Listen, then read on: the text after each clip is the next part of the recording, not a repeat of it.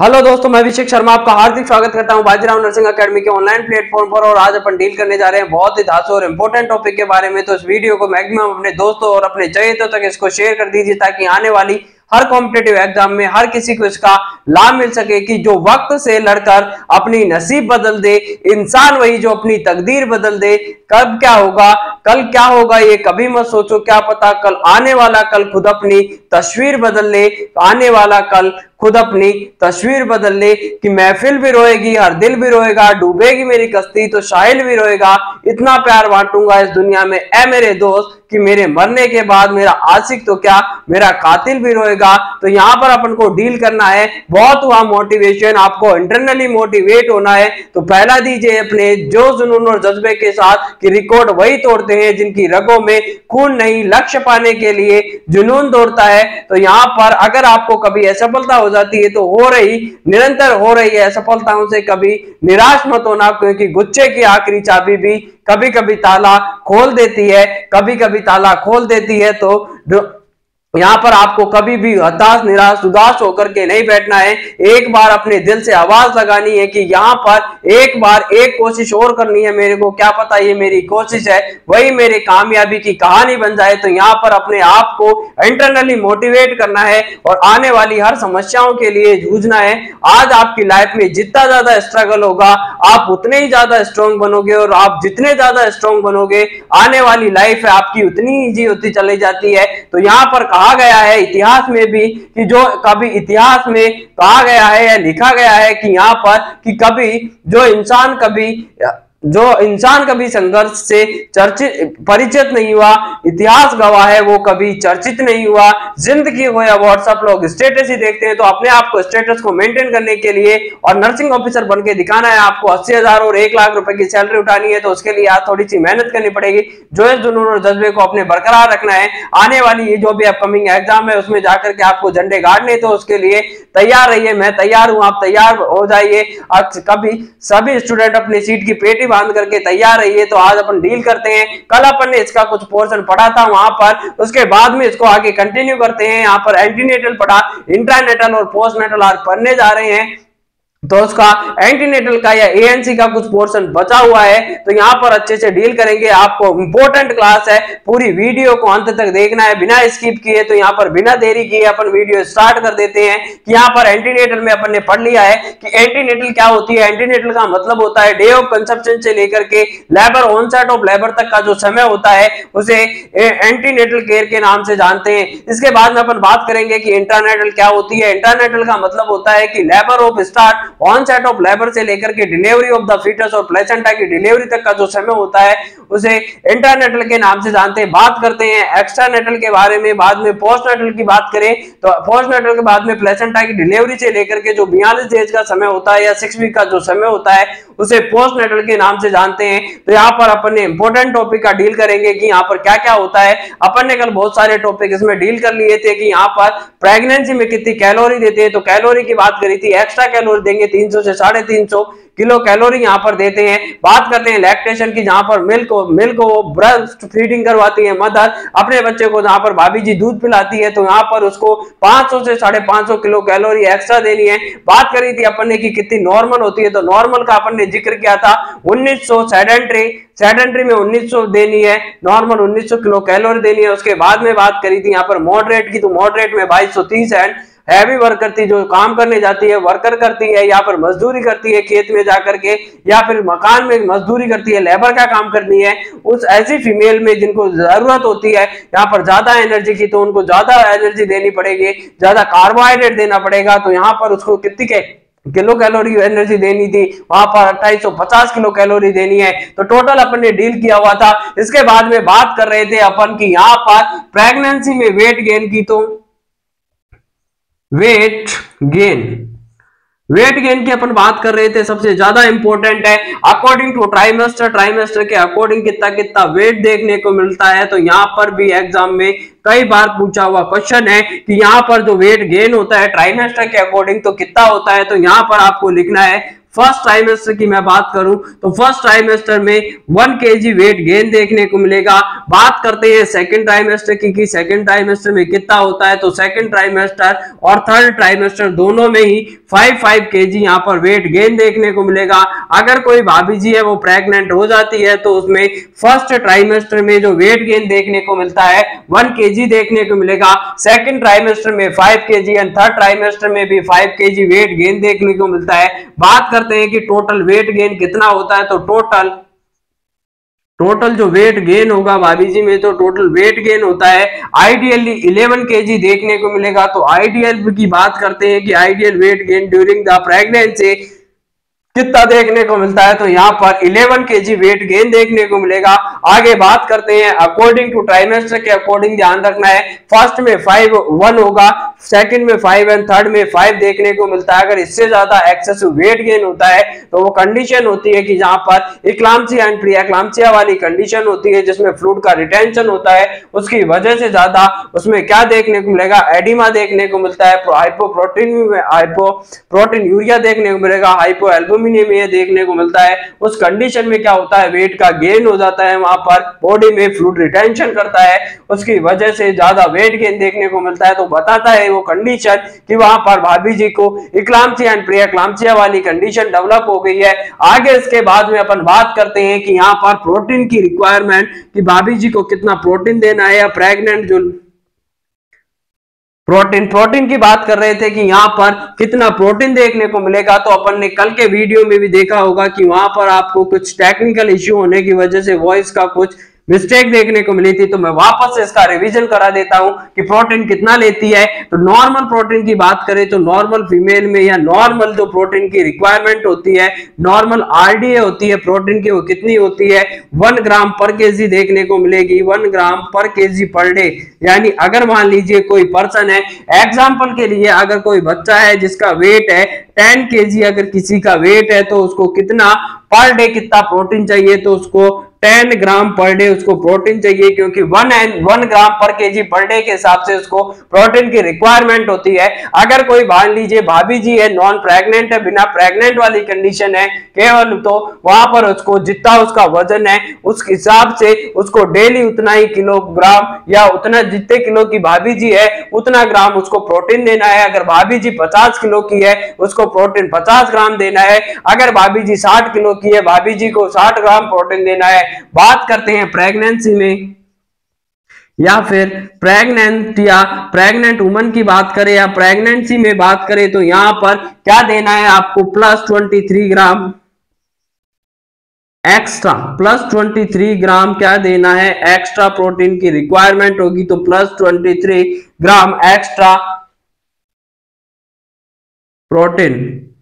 Protein देना है, plus 23 ग्राम extra देंगे। अगर मान लीजिए एग्जांपल की मैं बात करूं, अगर किसी भाभी जी का वेट है 50 kg देखने को मिलता है, तो उसमें प्रेगनेंसी के दौरान उसमें प्लस 23 ग्राम और देना है। तो यहां पर टोटल हो गया 73 ग्राम पर डे, 73 ग्राम पर डे उसको क्या चाहिए, प्रोटीन की रिक्वायरमेंट होगी। तो वहां पर 73 ग्राम होगी। इस तरीके से 1 किलो का बच्चा है तो 1 ग्राम पर केजी के हिसाब से देना है, तो 1 ग्राम पर केजी पर डे के हिसाब से देते हैं। तो 60 किलो का होगा 60 देंगे, 50 होगा तो 50 ग्राम पर डे के हिसाब से यहाँ पर देते हैं। बात कर ली है एट एन एवरेज की मैं बात करूं तो यहाँ पर बहुत सा सीधा सा सिंपल सा फंडा है। आगे इसमें बात करते हैं कि कब क्या और देखने को मिलता है। बात करते हैं अपन प्रोटीन पढ़ लिया है तो प्रोटीन के बारे में बात कर ली है। इसके बाद में अपन बात करते हैं यहाँ पर कैल्शियम की बात करेंगे, आयरन फोलिक एसिड की बात करेंगे, बहुत सारे यहाँ पर विटामिन ए देते हैं या नहीं देते हैं सभी के बारे में अपन जिक्र करने वाले हैं। तो बात कर ली है अपन ने यहाँ पर प्रेग्नेंट वुमन की बात कर ली। प्रेग्नेंट वुमन के बाद में बात करते हैं कि यहाँ पर लैक्टेशन की बात करें या लैक्टेटिंग वुमन की बात करें तो प्लस 19 ग्राम देना है, plus 19 gram in early lactation में बात करें तो अर्ली लैक्टेशन में क्या करना है, प्लस 19 ग्राम देना है।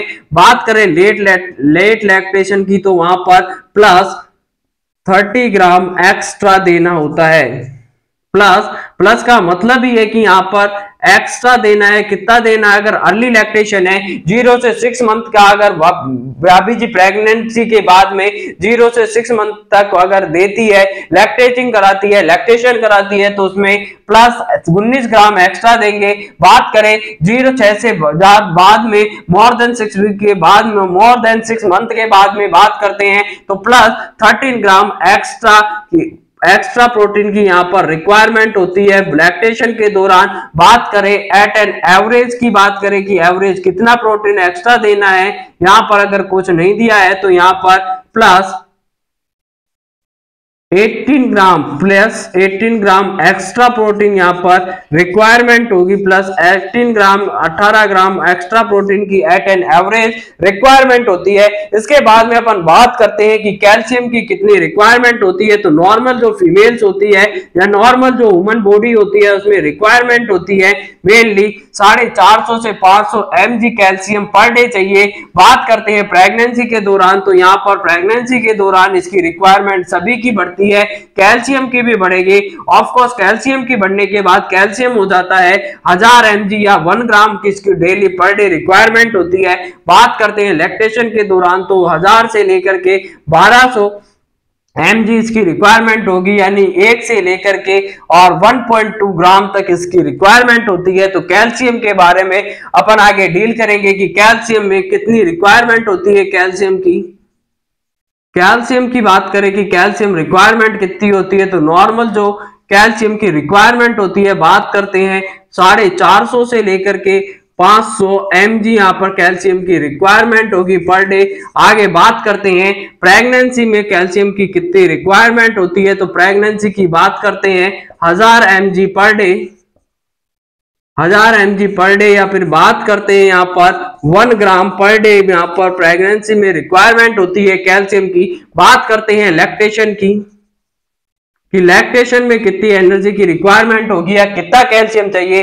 तो लैक्टेशन में बात करेंगे तो 1000 से लेकर के 1000 से लेकर के 1200 यानी 1200 mg की यहाँ पर रिक्वायरमेंट होती है। 1 to 1.2 ग्राम पर डे के हिसाब से यहाँ पर कैल्शियम देना है लैक्टेटिंग मदर को। तो यहाँ पर अपन ने कैल्शियम का डील कर लिया है, यहाँ पर प्रोटीन का डील कर लिया है। इसके बाद में अपन पढ़ने जा रहे हैं आयरन के बारे में। तो आयरन बहुत ही ज्यादा इंपॉर्टेंट रहने वाला है कि आयरन और आयरन से बहुत से क्वेश्चन मैं आपको यहाँ पर दिखा करके जाऊंगा। बहुत से क्वेश्चन ऐसे हैं कि यहाँ पर आपको याद रखने हैं। तो बात करते हैं नॉन प्रेग्नेंट की।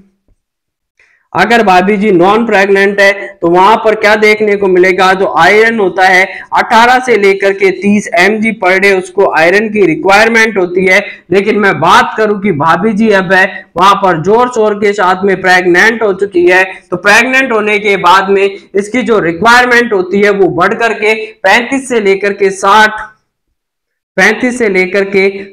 mg पर डे के हिसाब से यहाँ पर भाभी जी में रिक्वायरमेंट होती है आयरन की। तो आयरन की रिक्वायरमेंट भी यहाँ पर बढ़ी हुई देखने को मिलेगी, 18 से 30 mg होती है, वो मेनली देखने को मिलती है नॉन प्रेग्नेंट में। जबकि बात करते हैं प्रेगनेंसी में तो यहाँ 35 से लेकर के 60 mg पर डे यहाँ पर आयरन की रिक्वायरमेंट होती है। अब बात करते हैं कि आयरन का सप्लीमेंटेशन होता है वो प्रेगनेंसी में कब स्टार्ट करना है। तो आयरन प्रेगनेंसी में कब स्टार्ट करना होता है, तो आयरन को स्टार्ट करते हैं सेकेंड ट्राइमेस्टर में करेंगे।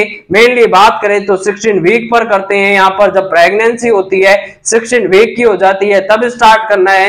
बात करते हैं इसको थर्ड ट्राइमेस्टर में भी कंटिन्यू रखना है, लेकिन इसको फर्स्ट ट्राइमेस्टर में नहीं देते हैं। तो यहाँ पर बात कर ली अपन ने आयरन कब देना है, तो सेकेंड ट्राइमेस्टर में इसको स्टार्ट करना है 16 वीक पर, इसको कंटिन्यू रखना है थर्ड ट्राइमेस्टर में। आगे चल के बात करते हैं यहाँ पर फोलिक एसिड भी देंगे। तो यहाँ पर आयरन की बात कर ली है, आयरन को फर्स्ट ट्राइमेस्टर में नहीं देते हैं, कंपोजिशन आता है। बात करते हैं कि यहाँ पर कंपोजिशन आयरन फोलिक एसिड का कंपोजिशन क्या देखने को मिलेगा, तो यहाँ से बहुत ही ज्यादा इंपॉर्टेंट क्वेश्चन है, आप स्टार मार्क लगा करके यहाँ क्वेश्चन नोट कर लीजिए कि composition of the IFA tablet, जो आयरन फोलिक एसिड की टैबलेट, आपने बहुत ज्यादा इसका नाम सुना होगा कि आयरन फोलिक एसिड की टैबलेट बांटी जाती है, यहाँ पर बच्चों को भी दी जाती है और प्रेग्नेंट लेडी को भी देते हैं। तो कंपोजिशन क्या होता है आयरन फोलिक एसिड का, तो आयरन फोलिक एसिड का टैबलेट का जो कंपोजिशन होता है उसकी बात करते हैं। यहाँ पर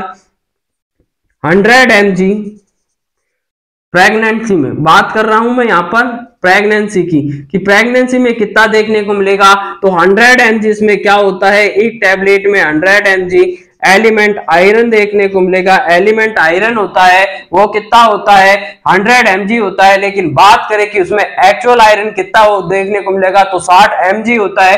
बात करें एलिमेंट आयरन की तो यहाँ पर एलिमेंट जो आयरन होगा 100 mg देखने को मिलता है।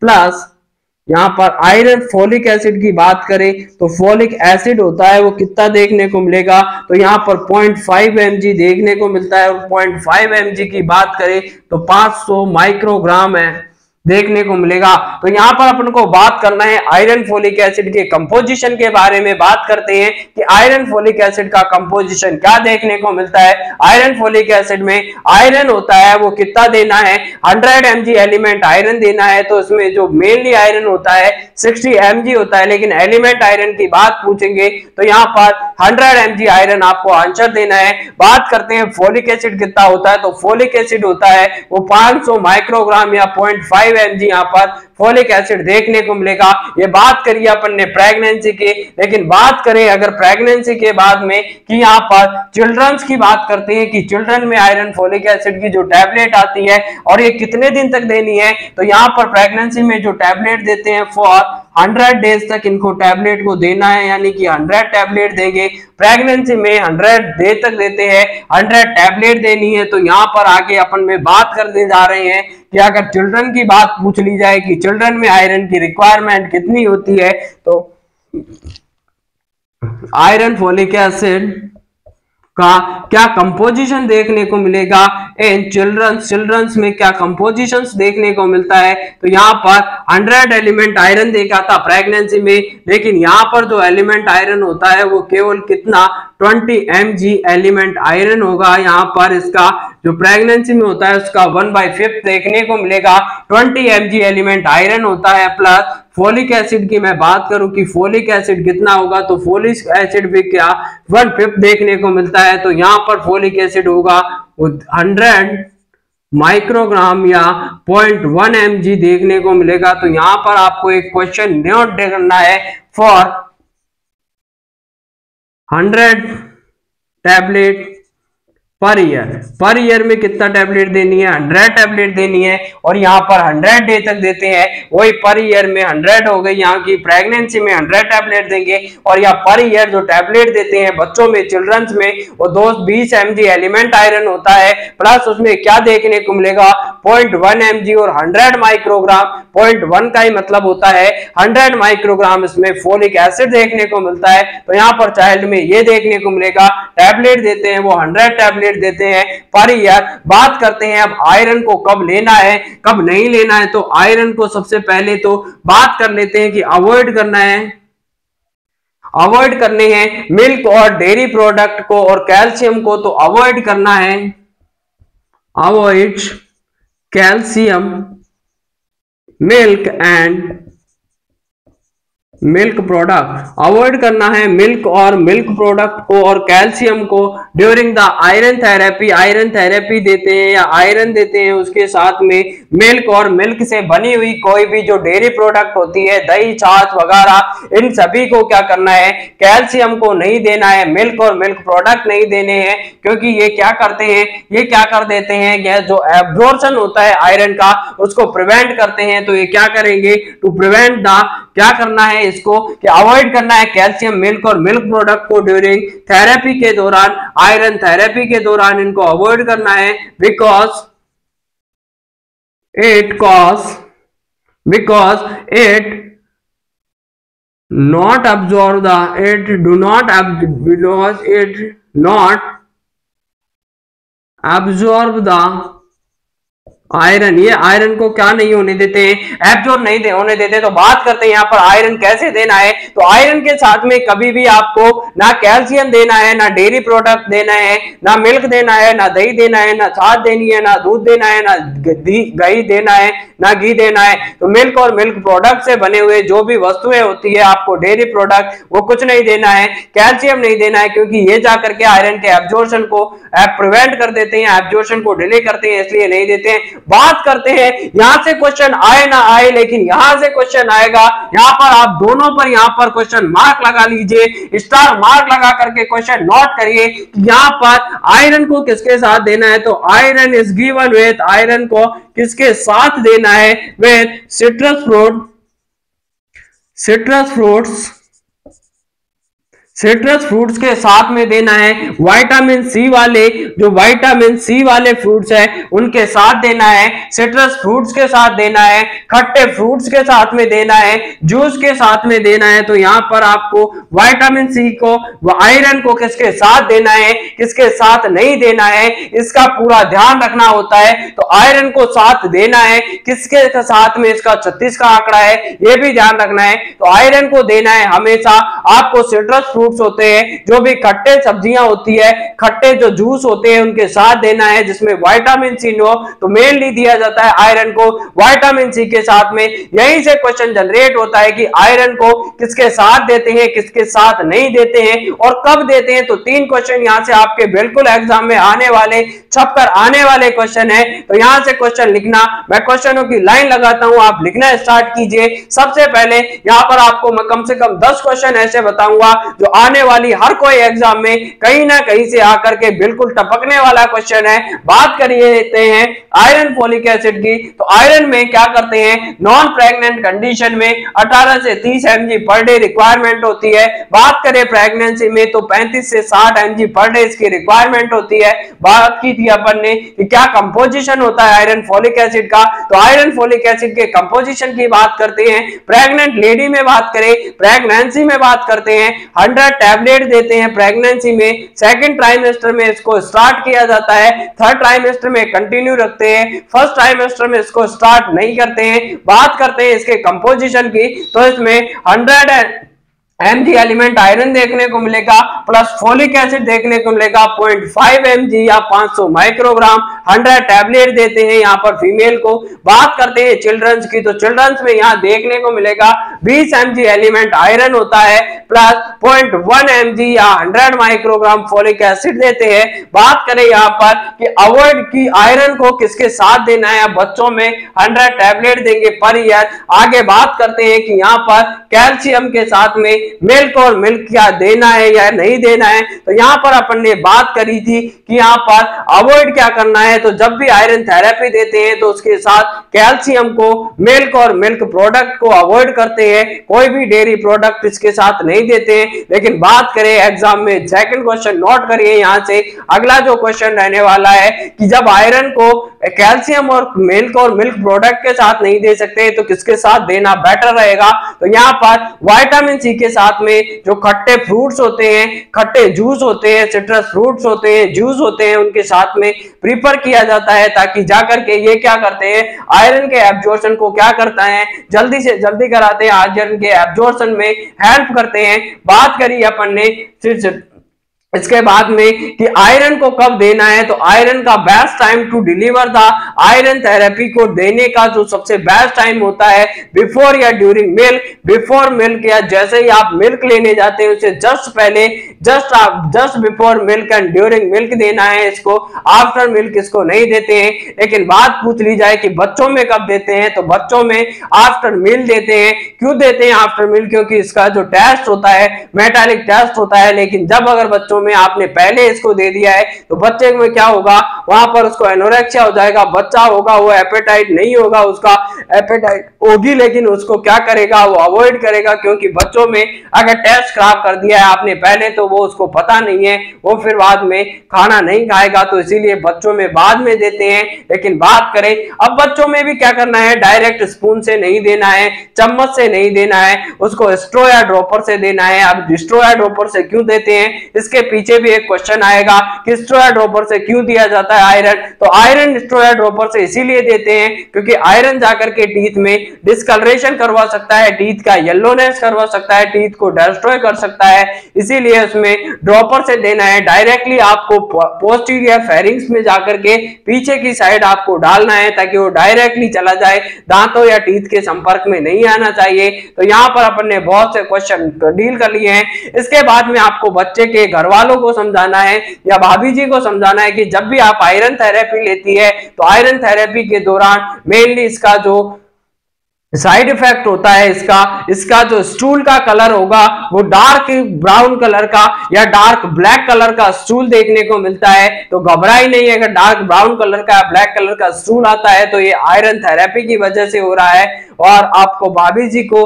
बताना है कि कभी कभी इसकी वजह से जी मतलाना ऐसी संभावना हो सकती है, एनोरेक्सिया, नोजिया, वोमिटिंग वाली कंडीशन डेवलप हो सकती है। तो ये सभी जो नॉर्मल साइड इफेक्ट्स है, डरने घबराने की और चिंता करने की कोई आवश्यकता नहीं है। अगर उसके बाद भी आपको कोई दिक्कत प्रॉब्लम होती है तो आप हमारे पास आ सकते हैं, अपना ट्रीटमेंट ले जा सकते हैं, बात करते हैं। आपको किसी भी तरीके की कोई भी ओवर द काउंटर मेडिकेशन लेकर के प्रेगनेंसी के टाइम पर नहीं खानी है। भाभी जी को अच्छी तरीके से समझाकर भेजना है, ये नहीं कि वो जाकर के बार बार में एस्पिरिन ले रही है, सर में दर्द हुआ एस्पिरिन खा रही है, एनएसएआईडी खा रही है। तो एनएसएआईडी को नहीं खाना है क्योंकि एनएसएआईडी जाकर के प्रोस्टाग्लैंडिन इनहिबिटर होती है, प्रोस्टाग्लैंडिन को इनहिबिट करेगी। जब प्रोस्टाग्लैंडिन इनहिबिट हो जाएगा तो वहां से क्या करवा सकता है, तो वहां पर उसका जो भी डक्टल आर्टेरियोसिस होता है उसको क्या कर सकता है, प्रीमेच्योर कर सकता है, प्रीमेच्योर डक्टल आर्टेरियोसिस को क्लोज कर सकता है, वहां पर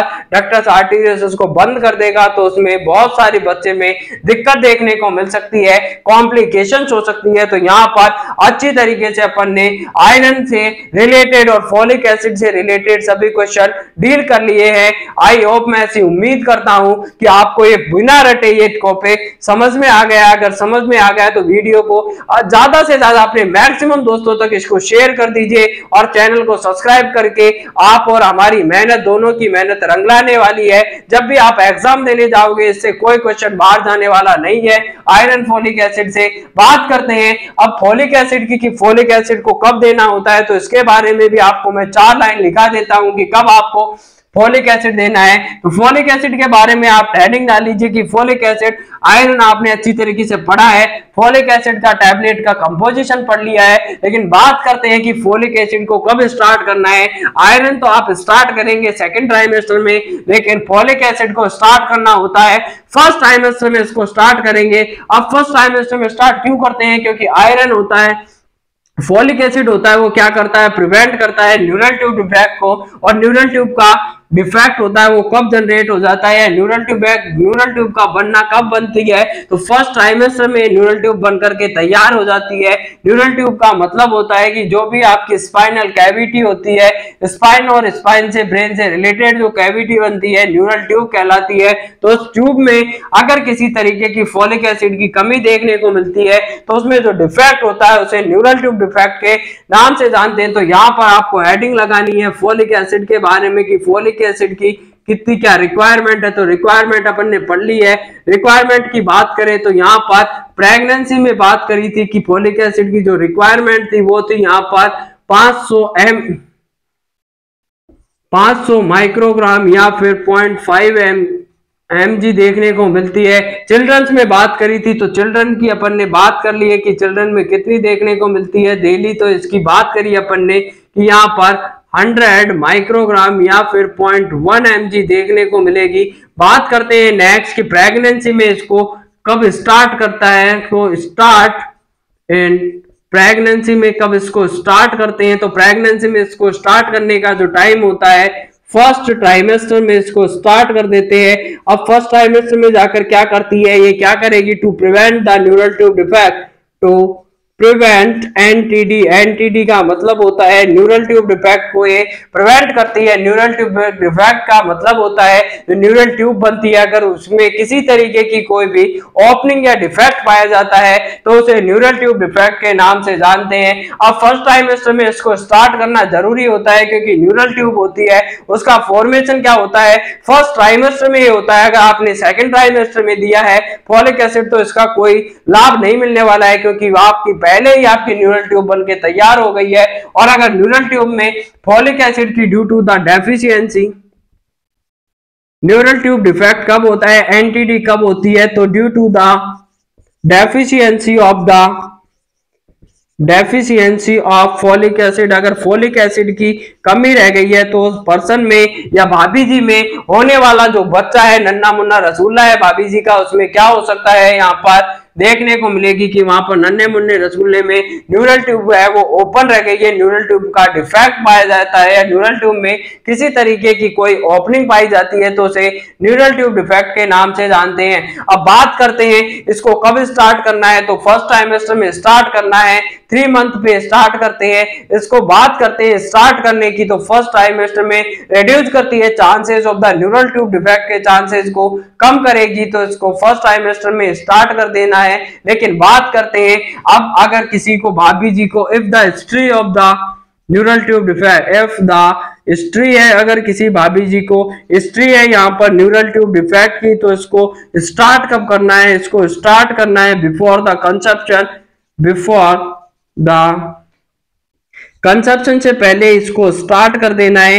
मान लीजिए अगर कोई फैमिली प्लानिंग करते हैं, फैमिली प्लानिंग के दौरान यहाँ पर क्या देखने को मिलेगा, बात करते हैं अगर भैया जी और भैया जी पहले से प्लान करके तैयार है कि आने वाले 3 महीने बाद में अपन बच्चे का कंसेप्शन करवाना है, अपन को फर्टिलाइजेशन करना है, वहां पर आप सेक्सुअल इंटरकोर्स करके कंसेप्शन करवा के फर्टिलाइजेशन करवा के एम्ब्रियो तैयार करना है, बच्चा पैदा करना है, तो उससे भाभी जी और भैया जी से कहना है अगर आपको पहले न्यूरल ट्यूब डिफेक्ट का कोई बच्चा पैदा हुआ है तो आपको बिफोर द 1.5 से लेकर के 3 मंथ बिफोर तो स्टार्ट करनी है न्यूरल ट्यूब डिफेक्ट वाले में। If the history of the neural tube defect start before the conception से पहले, और कंसेप्शन से कितना पहले, 1.5 से लेकर के 3 मंथ पहले से ही भैया जी भाभी जी को कह देना है, भाभी जी को भैया जी को समझाना है कि भाभी जी को अब की बार कंसेप्शन से पहले ही 1.5 से 3 महीने पहले इसको क्या करवाना है, यहाँ पर आयरन की यानी फोलिक एसिड की टैबलेट देनी है। तो फोलिक एसिड का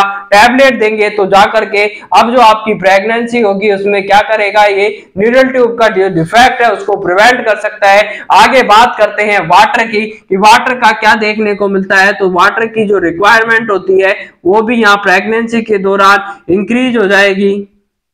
increase the requirement of water, water की जो रिक्वायरमेंट होती है वो भी क्या हो जाती है, यहाँ पर प्रेगनेंसी के दौरान increase the requirement of water की रिक्वायरमेंट भी बढ़ी हुई देखने को मिलती है ड्यूरिंग द प्रेगनेंसी, क्योंकि यहाँ पर प्रेगनेंसी में क्या होता है, प्रेगनेंसी में कॉन्स्टिपेशन को प्रिवेंट करने के लिए वाटर की रिक्वायरमेंट को बढ़ाना पड़ता है। तो वाटर की रिक्वायरमेंट को बढ़ाना है टू प्रिवेंट द कॉन्स्टिपेशन। अगर भाभी जी को कब्जी से बचाना है तो वाटर की मात्रा बढ़ानी है, और यहाँ पर क्या करना है, भाभी जी को बोलना है वॉकिंग करनी है, पड़े पड़े नहीं रहना है, चारों तरफ घूम करके 4 चक्कर लगाने हैं ग्राउंड के, तो आपका क्या होगा, कॉन्स्टिपेशन से प्रिवेंट किया जा सकता है। लंबे समय तक लॉन्ग स्टैंडिंग को भी प्रिवेंट करना है क्योंकि वो क्या कर सकती है, वेरिकोज वेन कर सकती है। लॉन्ग स्टैंडिंग लंबे समय तक सिटिंग पोजीशन को भी अवॉइड करना है क्योंकि वो जाकर के क्या करवा सकती है, हेमोरॉइड्स करवा सकती है, कॉन्स्टिपेशन करवा सकती है। तो रिक्वायरमेंट होगी वाटर की वो बढ़ जाती है प्रेगनेंसी के दौरान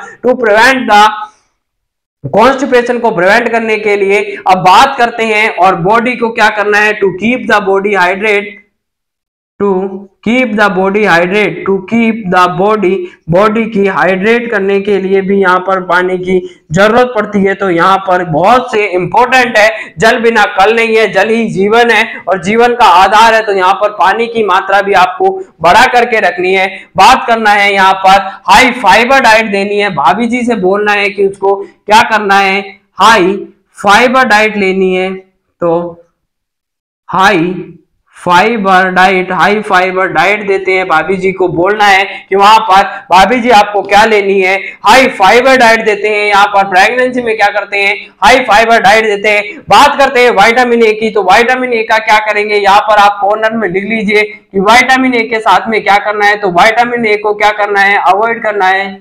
avoid the vitamin A, vitamin A को अवॉइड करना है ड्यूरिंग प्रेगनेंसी, प्रेगनेंसी के दौरान विटामिन ए को क्या करना है, यहाँ पर अवॉइड करना है। तो आपने बहुत ही ज्यादा इंपॉर्टेंट क्वेश्चन, अब अवॉइड क्यों करना है, क्योंकि विटामिन ए क्या करवा सकता है, विटामिन ए कॉज अबॉर्शन करवा सकता है। तो अबॉर्शन करवा सकता है, इसीलिए यहाँ पर क्या करना है, अवॉइड करना है। यहाँ पर किसको अवॉइड करना है, विटामिन ए को ड्यूरिंग द प्रेगनेंसी के दौरान vitamin A cause the abortion करवा सकती है। तो बात करते हैं यहाँ पर आगे की विटामिन ए के बारे में। तो विटामिन ए नहीं देना होता है, जरूरत नहीं होती है। अगर आप ज्यादा विटामिन ए दोगे तो जाकर के वो अबॉर्शन करवा सकता है, इसलिए विटामिन ए को अवॉइड करके रखना है। आगे इसमें अपन बात करते हैं, यहाँ पर आपका बहुत ही इंपॉर्टेंट टॉपिक जहां पर आपने डील किया है कि यहाँ पर आपका कंप्लीट होता है एंटीनेटल केयर के बारे में। तो यहाँ पर किसी तरीके का कोई रेडिएशन एक्सपोजर नहीं करना है। अगर भाभी जी है वो किसी हॉस्पिटल में या रेडिएशन एरिया में काम करती है तो उसकी रेडिएशन एरिया से ड्यूटी को एक्सचेंज करके दूसरे वार्ड में लगानी है। बात करते हैं अगर कोई मैक्सिमम एक्सपोजर करना है तो पूरी शिफ्ट में या दिन भर में 30 मिनट से ज्यादा का उसका रेडिएशन एक्सपोजर नहीं होना चाहिए किसी पर्सन में। बात करें 1 पर्सन तो यहाँ पर 5 मिनट से ज्यादा का नहीं होना चाहिए रेडिएशन एक्सपोजर। तो आगे अपन में बात करेंगे कि यहाँ पर किस तरीके से क्या देखने को मिलता है। एंटीनेटल केयर यहाँ पर आपकी कंप्लीट हो चुकी है कि किस तरीके से आपको भाभी जी को किस तरीके से रखना है, क्या क्या कहना है, क्या करना है, क्या नहीं करना है, सभी के बारे में आपको अच्छी तरीके से बताना है। तो यहाँ पर आप बहुत से क्वेश्चन, ऐसा कोई एग्जाम नहीं है जहां से यहाँ से क्वेश्चन नहीं आएगा। तो हर दम यहाँ से क्वेश्चन आता है कि बर्फ को पिघलने में वक्त लगता है, जो सूरज जल जाए तो उसे निकलने में वक्त लगता है। थोड़ा हिम्मत रख, थोड़ा और जोर लगा, क्योंकि किस्मत के जंग लगे दरवाजों को खुलने में वक्त लगता है। बादल जो कभी होते हैं तो उनको बरसने में वक्त लगता है। इसीलिए आपको कभी भी थोड़ा सा निराश हताश होकर के थोड़े दिनों में किसी काम को छोड़ना नहीं है, उसको हमेशा लगातार उसको कंटिन्यू मेहनत करते जाइए आसानी से, कि लहरों से डरकर कभी नौका पार नहीं होती, कोशिश करने वालों की कभी हार नहीं होती है, और यूं बैठे बैठे कभी जैसे कार नहीं होती है, तो कोशिश करने वालों की कभी हार नहीं होती है। इसीलिए जब नन्ही चींटी दाना लेकर चलती है दीवारों पर तो चढ़ती दीवारों पर 100 बार फिसलती है, उसका रंगों में उत्साह उस भरता है, उसका चढ़ना गिरकर चढ़ना ना अखरता है। इसी में लेकिन उसकी मेहनत है वो बेकार नहीं होती, और कोशिश करने वालों की कभी हार नहीं होती है। तो इसीलिए आपको दिन दुगनी और रात चौगनी मेहनत करके अपने लक्ष्य को पाने के लिए जोश जुनून और पूरा जज्बा लगा दीजिए। आग लगा दे आग पानी में जवानी उसी कहते हैं, और छीन ले सिलेक्शन कहानी उसी कहते हैं, कि जमीन पर बैठ कर क्या आसमान देखता है, परों को खोल जमाना उड़ान देखता है, मिला है उसने तो उसकी हिफाजत कर, ऐ संभल कर चल मेरे दोस्त तुझे सारा जहान देखता है, कि जी सारा जहान देखता है। कि यहाँ पर अपन ने आगे अब डील करने वाले हैं एंटीनेटल आपका कंप्लीट हो गया है, तो एंटीनेटल के बारे में बात कर ली है। इसके बाद में अपन बात करेंगे इंट्रानेटल के बारे में। तो यहाँ पर आप हेडिंग कर लीजिए कि इंट्रानेटल केयर का मतलब होता है INC तो आपने बहुत सुना हुआ है इंडियन नर्सिंग काउंसिल के बारे में। तो यहाँ पर आप दूसरा INC सुनिए इंट्रानेटल केयर के बारे में। अब इंट्रानेटल केयर क्या होती है, इसकी डेफिनेशन क्या होती है। तो यहाँ पर इंट्रानेटल का मतलब होता है, या इंट्रानेटल का मीनिंग आप समझ लीजिए। यहाँ पर इंट्रानेटल क्या देखने को मिलती है, तो यहाँ पर इसी के सहारे तो ये दरिया पार होगा, कभी ना कभी तो आपको भी आपकी किताबों से प्यार होगा। प्यार करना है आप बेशक करिए, अपनी किताबों से करिए। अभी के टाइम में आपने अगर अपनी किताबों से दिल लगी कर ली है, सच्ची मोहब्बत कर ली है, तो आपको आगे बढ़ने से कोई नहीं रोक सकता है। तो बात करते हैं इंट्रानेटल केयर के बारे में। इंट्रानेटल केयर क्या होती है, इंट्रानेटल केयर का मतलब होता है कि यहाँ पर ऑनसेट ऑफ लेबर से लेकर के onset of labor to delivery of fetus fetus की डिलीवरी और डिलीवरी ऑफ प्लेसेंटा, फीटस की डिलीवरी और प्लेसेंटा की डिलीवरी तक का जो समय होता है उसे नाम दिया जाता है। इंट्रानेटल केयर के बारे में जानते हैं। इंट्रानेटल केयर क्या होती है? जब भी बच्चा अपने ऑनसेट होने लगा, बात पड़ी थी अपने एएनसी के बारे में। एएनसी का मतलब था कंसेप्शन से लेकर के ऑनसेट ऑफ लेबर तक का जो समय होता है उसे नाम दिया जाता है।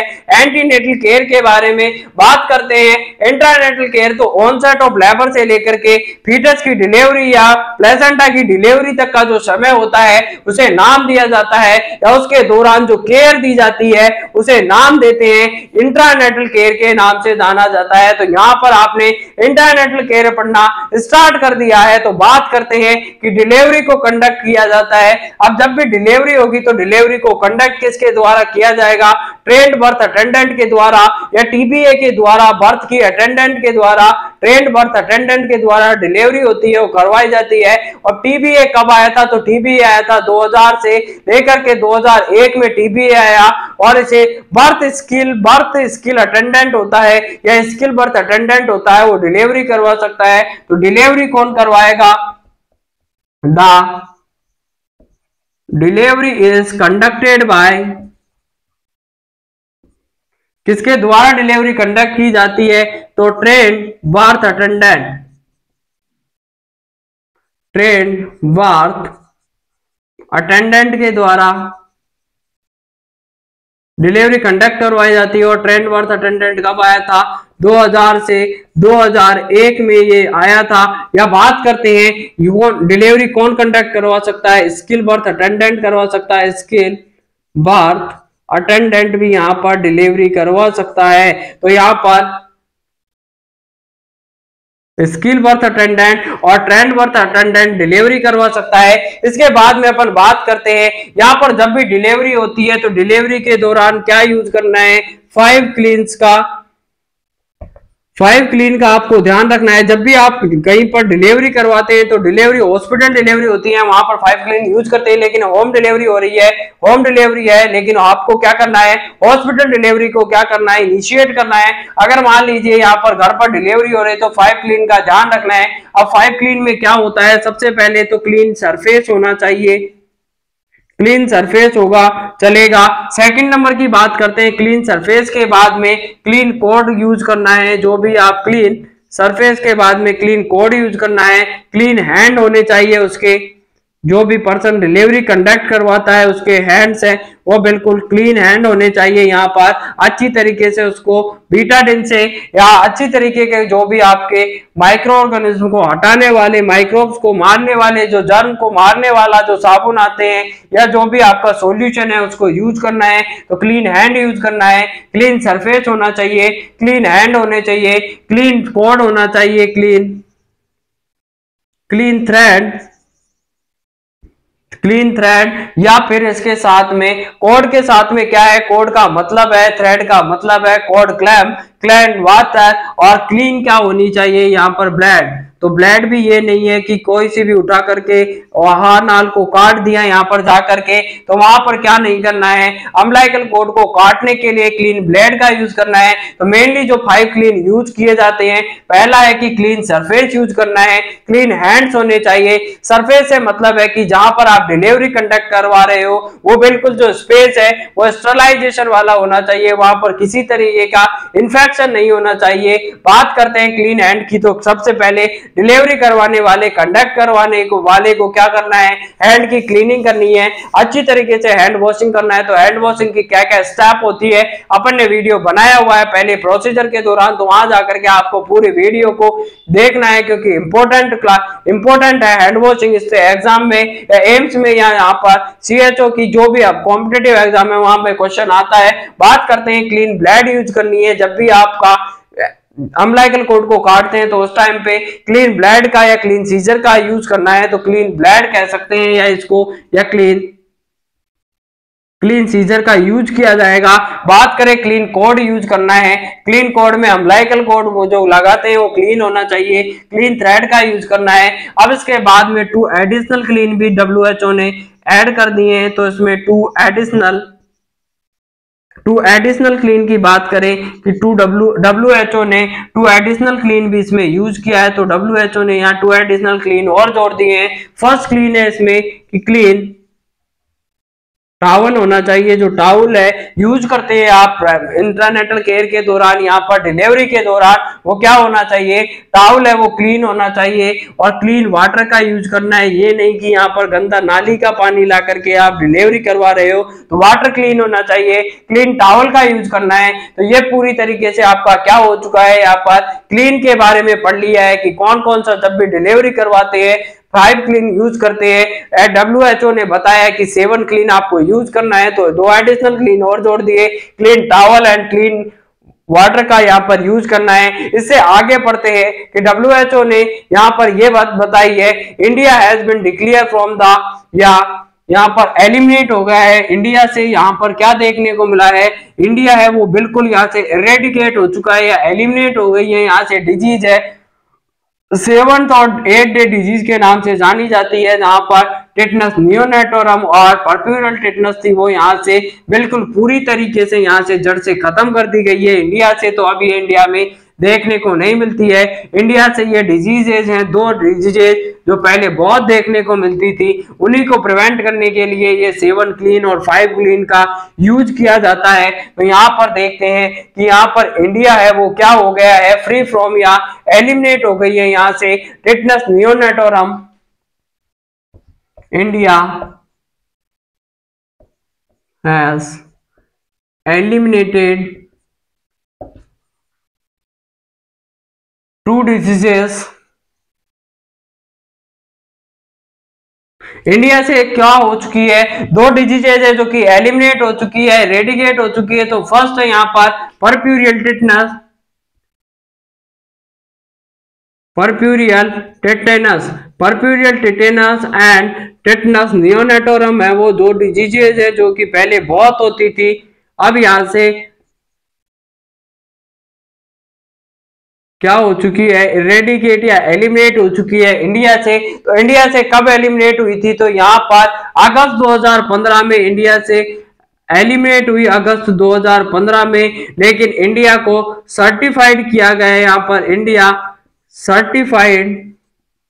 इंडिया को कब सर्टिफाइड किया गया है इन दोनों डिजीज से, कि कब ये इंडिया से क्या हो चुकी है, यहाँ पर एलिमिनेट हो चुकी है, इरेडिकेट हो चुकी है। तो यहाँ पर इंडिया को सर्टिफाइड किया गया है यहाँ पर 14 जुलाई 2017 को भारत को हरी झंडी दे दी गई कि यहाँ से भारत से टेटनस नियोनेटोरम और पर्प्यूरियल टेटनस, जिन्हें 7 डे डिजीज और 8 डे डिजीज के नाम से जानते हैं, वो यहाँ से क्या हो चुकी है, इरेडिकेट या एलिमिनेट हो चुकी है। तो यहाँ पर आपने बहुत ही अच्छा और बहुत ही ज्यादा शानदार जानदार जिंदाबाद टॉपिक डील कर लिया है। इंटरनेटल के दौरान क्या करने को मिलेगा, बात करते हैं यहाँ पर पोस्टनेटल केयर के बारे में कि पोस्टनेटल केयर क्या देनी है। तो पोस्टनेटल केयर के बारे में आप हेडिंग डालिए कि पोस्टनेटल एंटीनेटल पूरा हो गया है, इंट्रानेटल पूरा हो गया। पोस्टनेटल केयर के बारे में आप डील करेंगे कि पोस्टनेटल केयर क्या क्या पोस्टनेटल केयर दी जाती है। तो यहाँ पर आप इंट्रानेटल की जगह लिख लीजिए यहाँ पर पोस्टनेटल, PNC। DNC आपने बहुत सुना है, आज आप सुनने वाले हैं PNC के बारे में। PNC का मतलब होता है post natal care. Post natal care क्या होती है, नेटल की डिलीवरी, नेटल का मतलब होता है नियोनेट या फीटस, फीटस की डिलीवरी से लेकर के प्लेसेंटा और फीटस की डिलीवरी के बाद में जो 42 दिन का जो समय होता है उसे नाम दिया जाता है यहाँ पर पोस्ट नेटल केयर। तो यहाँ पर डेफिनेशन लिख लीजिए कि पोस्ट नेटल केयर किसे कहेंगे। तो पोस्ट नेटल केयर का मतलब होता है यहाँ पर delivery of the fetus, duration of 42 days, या बात कर सकते हैं 6 वीक या 42 डेज की। तो यहाँ पर 62 वीक या 42 डेज के बाद में duration of the 42 days after the delivery of the placenta, placenta की डिलीवरी के बाद में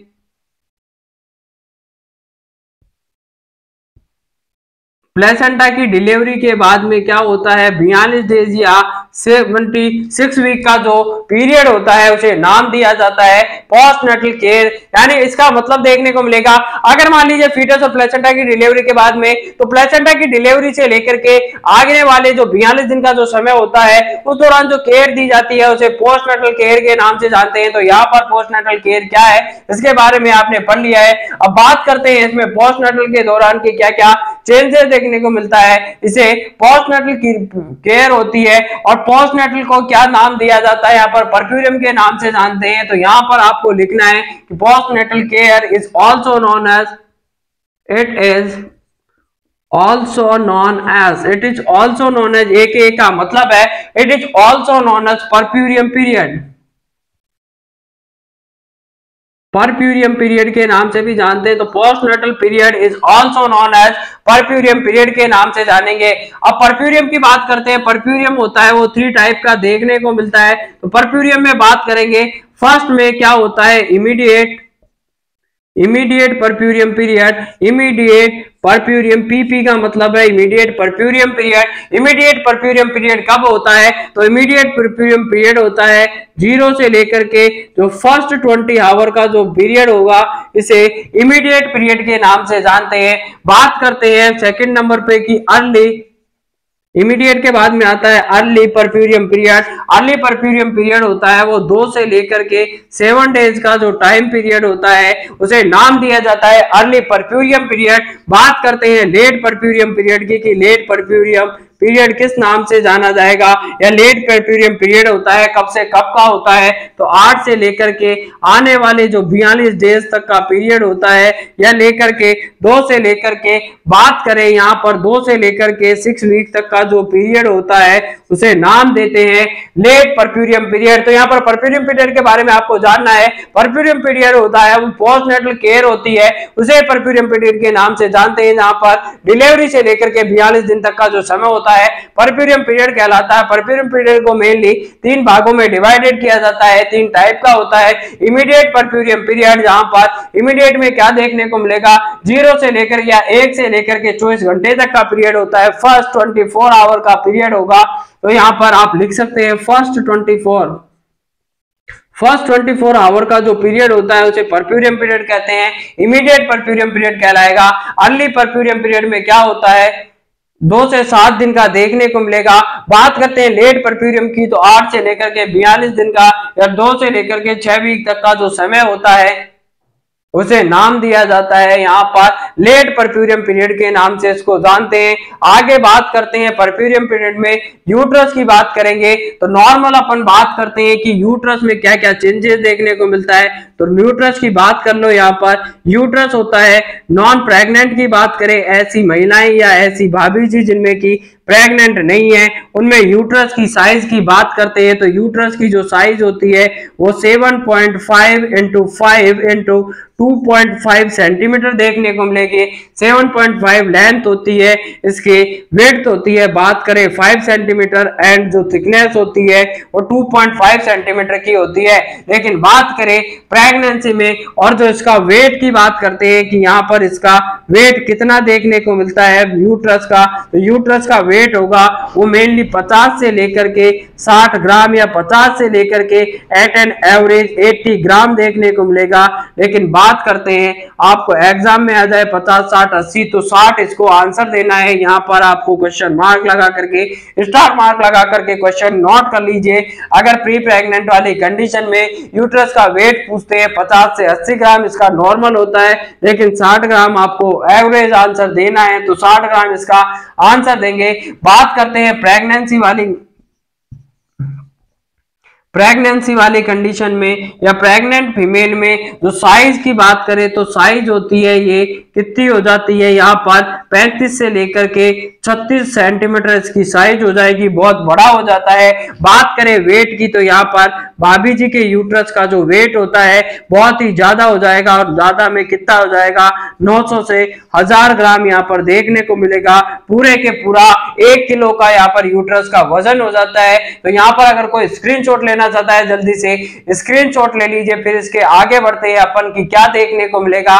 तो यहाँ पर अपन आगे बात करेंगे कि यहाँ पर लेबर के बाद में यूट्रस कहां पर होता है, एट द फर्स्ट वीक पर कहा आ जाएगा, and the end week of the second week पर कब आ जाता है। तो यहाँ पर अपन पूरी तरीके से इसको डील करने वाले हैं। तो जल्दी से इसको अपनी नोटबुक में छाप लीजिए या जल्दी से इसका स्क्रीनशॉट ले लीजिए, बाद में आप इसका साथ के साथ नोट्स बनाते रहिएगा। बात करते हैं जस्ट आफ्टर द लेबर। अब इसकी लोकेशन की बात कर लेते हैं कि लोकेशन में कहां पर यूट्रस देखने को मिलेगा। तो लोकेशन में जैसे ही जस्ट आफ्टर द डिलीवरी, जैसे डिलीवरी होती है तो ये क्या होता है, 1 से 1.5 सेंटीमीटर या 1 से लेकर के 2 सेंटीमीटर अबोव द अम्बिलिकस से ऊपर जाने को मिलेगा। क्योंकि जैसे ही यहाँ पर क्या होती है, प्लेसेंटा यहाँ से छूटती है। जब भी कोई स्ट्रेच करके किसी चीज को छोड़ते हैं तो ऊपर की साइड भगता है। तो यही होता है, यहाँ पर प्लेसेंटा के वजन से थोड़ा सा नीचे लटका होता है, लेकिन जैसे ही प्लेसेंटा इससे डिटैच होती है तो ये ऊपर जाएगा। तो यहाँ पर अम्बिलिकस से 1 से 1.5 सेंटीमीटर ऊपर जाएगा। उसके बाद में क्या होता है, यहाँ पर जैसे ही ऊपर गया है उसके बाद में ये 13.5 सेंटीमीटर अम्बिलिकस से ऊपर देखने को मिलेगा या फेल्ट होगा। इसका फंडस होता है वो कहां पर फेल्ट होगा, तो अम्बिलिकस से 2 सेंटीमीटर फेल्ट होता है, 2 सेंटीमीटर बिलो द अम्बिलिकस से कहां पर 2 सेंटीमीटर नीचे देखने को मिलेगा। लेकिन बात करें सिम्फाइसिस प्यूबिस से, तो सिम्फाइसिस प्यूबिस से कहां देखने को मिलता है, तो सिम्फाइसिस प्यूबिस से ये देखने को मिलेगा 13.5 सेंटीमीटर सिम्फाइसिस प्यूबिस से अबोव देखने को मिलेगा। By the end of the first week के एंड में ये कहां देखने को मिलता है, तो फर्स्ट वीक के एंड में ये देखने को मिलता है। यहाँ पर वेट होगा इसका यहाँ पर 500 ग्राम देखने को मिलेगा। लेफ्ट या फेल्ट होता है मिड पॉइंट ऑफ अम्बिलिकस और symphysis pubis, mid point of symphysis और अम्बिलिकस के बीच में देखने को मिलेगा।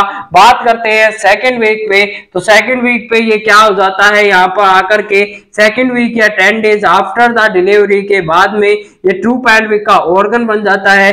बात करें कि ये इसकी जो साइज होती है वो कब होती है, तो इसका जो साइज होता है वो कम हो जाती है 10 डेज या 2 वीक पर। लेकिन बात करें यहाँ पर वेट की, तो वेट इसका जो नॉर्मल वेट होता है वो 42 डेज पर देखने को मिलेगा। तो यूट्रस की location of uterus, location of fundus की बात कर लेते हैं। यूट्रस का जो फंडस होता है, तो location of fundus after delivery, after just delivery के जस्ट बाद में जो फंडस का यूट्रस होता है वो कहां देखने को मिलेगा। तो वेट की बात कर लेते हैं सबसे पहले कि वेट कितना होता है। वेट होगा वो 900 से लेकर के 1000 ग्राम देखने को मिलेगा। अब इसका वेट कम नहीं होने वाला है। बात करें कि कहां पर देखने को मिलता है, तो जस्ट बिलो द